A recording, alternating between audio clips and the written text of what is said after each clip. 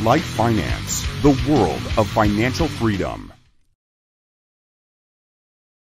Hello, it's Monday, September 19th. It is time to start the market forecast, where this week is under the sign of major central banks and their rate decisions, with the main focus of the video on USD and upcoming FOMC interest rate decision naturally.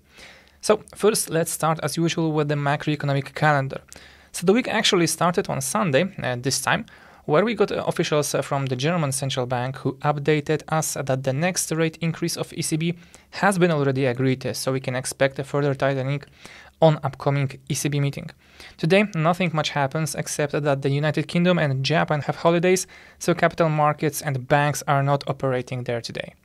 Another event which might be worth mentioning is RBNZ Governor Orr's speech. Next, we go to Tuesday, where we will get inflation data from Japan and Canada. And as for Japan, I wouldn't expect too much, but it will be interesting to see how supply chains are influencing prices in the upper part of the North America. We saw core CPI increase in the US last week, and now the Bank of Canada could potentially be under heavier pressure after the reading if it will be worse than previous.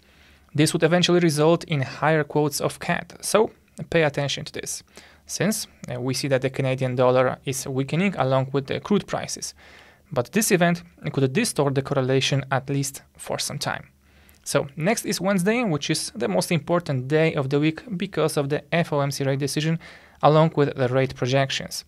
But we will discuss this in detail in a minute. So next is Thursday, which is also heavily packed with the rate decisions, starting from the Bank of Japan, which shouldn't change their rates, at least there is no indication of that. So we should mainly focus on the press conference and check if they are planning to change something in the future as for their monetary policy. Next is Swiss National Bank, which is quite an interesting case because inflation in Switzerland is still relatively low.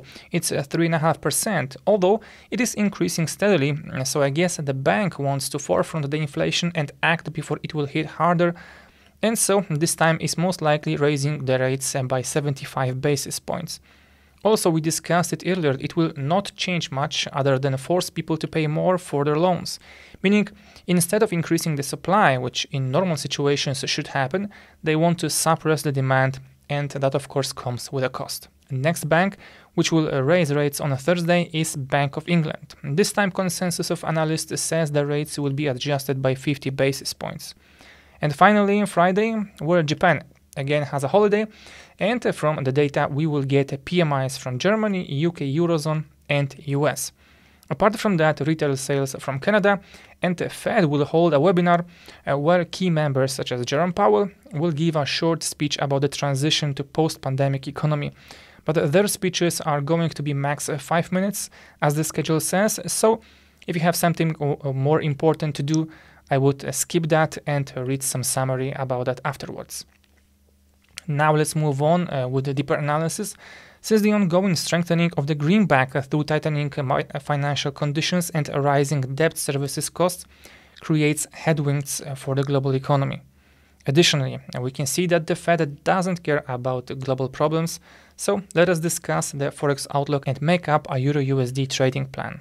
So, the market for this currency moved with bulls who brought the price above parity amid a drop in gas prices to 185 euros per megawatt hour, 45% below the record high at the end of the August, and Joachim Nagel's calls for monetary tightening in October. As we mentioned in the beginning, the president of the Deutsche Bundesbank claims that a further increase in rates has already been agreed in the Governing Council. So the Euro-USD correction up was also supported because the bears were exiting shorts ahead of the FOMC meeting. On the eve of the Fed's September meeting, the three main trades are bets on a further inversion of the yield curve, falling stock indices, and a strong US dollar. 70% of respondents to MLIV polls cited by Bloomberg believe that in a month, 10-year Treasury yields, which opens the door for the USD index, will continue to rally. 61% of more than 700 large investors believe the greenback has not yet reached its potential. Bank of America argues that the US dollar will weaken only when inflation goes on a clear downward trajectory. According to a study by the Financial Times, the world's 20 largest banks have raised borrowing costs by 860 points since the beginning of the year. And the derivatives predict that during the rest of 2022, the pace of monetary restrictions will only increase. The derivatives market expects also the ECB deposit rate to rise above 2% and the federal funds rate to 4.5%. And so we can clearly see that the Fed is acting more aggressively than the European Central Bank, so the Euro-USD is likely to continue falling. According to the latest FOMC forecasts, borrowing costs in the US will rise to 3.4% by the end of 2022 and to 3.8% by the end of 2023. Nearly 70% of 44 economists surveyed by the Financial Times believe that the ceiling for the federal funds rate will be in range from 4 to 5%. And then 20% only of respondents believe that the Fed will need to raise the rates even higher. And so as the US core inflation doesn't slow down, it is clear that the updated FOMC estimates for the federal funds rate will be higher than previous ones. And the question is just how much. So I think the projections can be more important for the markets than the actual increase in the borrowing costs in September, which will most likely be 75 basis points. The Fed's forecasts are the highlight of the upcoming meeting. How high will the rate go and how long will it stay at the peak? And so the answers to these questions will determine the US dollar trend. So now the greenback looks like the strongest forex currency because the Fed doesn't care about what happens to other economies.